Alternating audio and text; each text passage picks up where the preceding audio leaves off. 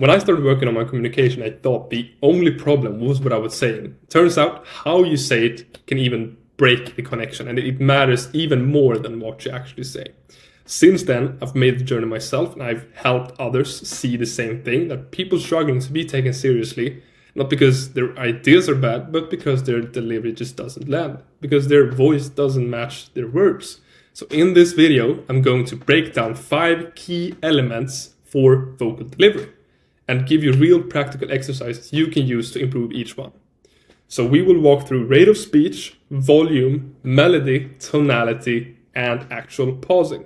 So whether it's a team meeting, a date, or actually stepping on stage, knowing how to adjust these 5 tools is what makes your voice respected, not just heard. It is what makes your message actually land. It makes you seem confident in what you're saying. So if people seem to tune out, interrupt you, or forget what you actually say, this can be why. Your voice doesn't just carry words, it carries your actual presence and confidence. So if you want to keep getting tools like this to build actual confidence in real-world communication skills, hit subscribe and follow along, listen to the end of the video where I will be talking about my link and what I am working on right now. This is where we turn casual conversation into actual connection. So just to dive right into it. Well, the first one is rate of speech, your actual pace, how fast or slow you speak, measured in words per minute. So if you speak too fast, you often lose clarity because people will not be able to understand what you're saying. Your message will never land. But if you speak too slow, you lose energy. And finding your pace lets people understand and actually trust you. So in casual conversations, faster pace would equal a bit more energy, or in serious emotional settings, slower pace would equal a bit more gravity. It would make your message land and seem more important, because when you slow down, people subconsciously know to listen to you. So an exercise to really find out about your own rate of speech is read a 200-word paragraph and record yourself doing it naturally. I really want you to do it naturally, so don't do it faster than you normally would or slower than you normally would. You have to find out your own rate of speech. So time it, 60 seconds, count how many words you read in that minute, and then I want you to do it again. And this time I want you to aim for 120 to 150 words per minute.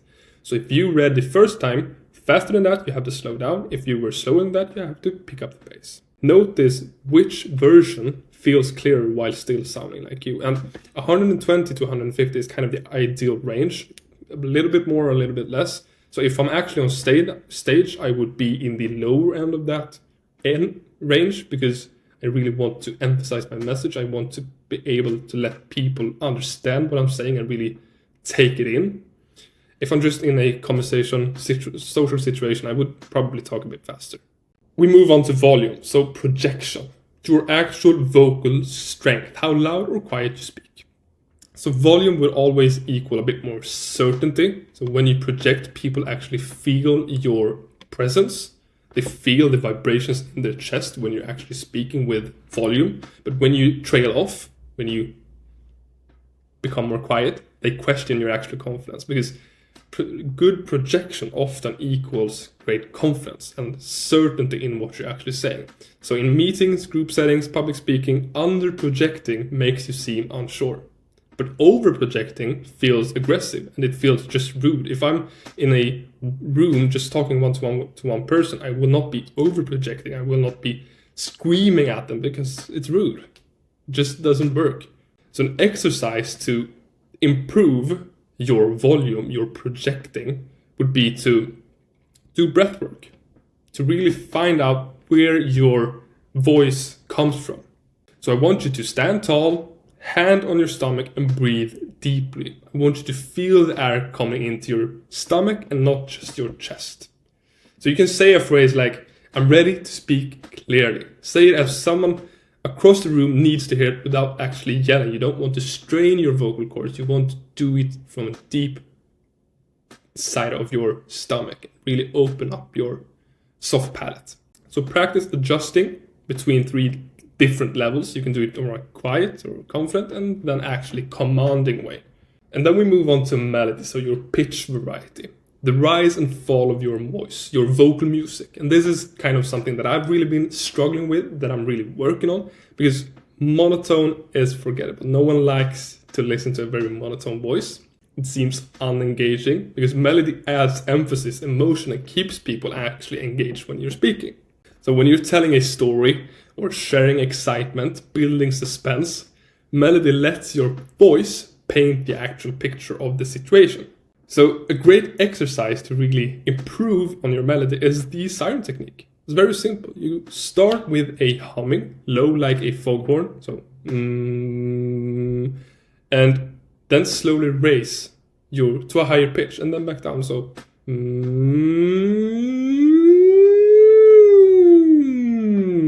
and then you do that a couple of times. So you can repeat this daily, and you can do it as a warm-up to warm up your vocal range before speaking on stage or whatever it may be. And then you can improve on that by reading a sentence or exaggerating your pitch movement. And then tone it down to sound natural but actually dynamic. And by doing this, you're strengthening your vocal cords by stretching and relaxing. And then we move on to tonality, so the emotion in your voice. What are you actually saying? What are the people listening to you actually receiving? So this is kind of the emotional layer behind your words, how you actually sound. And tone reveals the actual intention of what you sound. So if I say thanks, it sounds sincere, but if I say thanks, it sounds sarcastic, depending on your tone. You're saying the same thing, but the tone is different. So discussions with partners or coworkers or clients, people respond more to your actual tone than the content of what you're saying. So if I say thanks, they will not see it in a sincere way, even though you're meaning it that way, because you're saying it in a sarcastic way. So you have to adjust your tone depending on what you're actually trying to give out as a message. So an exercise to do this, to really find out your own tone and find out when to use what tone, is by taking a very, very simple phrase like thanks or it didn't expect that, and saying it in a bunch of different ways and record yourself by doing it. So you can listen back and really see for yourself. So you can say it in a warm way, in a skeptical way, or in a disappointed way, angry way, whatever you want. So notice how the tone actually shapes the actual meaning. And then we move on to pausing.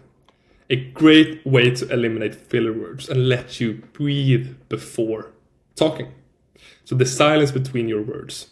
Pausing gives your message actual weight and your listener space to absorb what you're actually saying.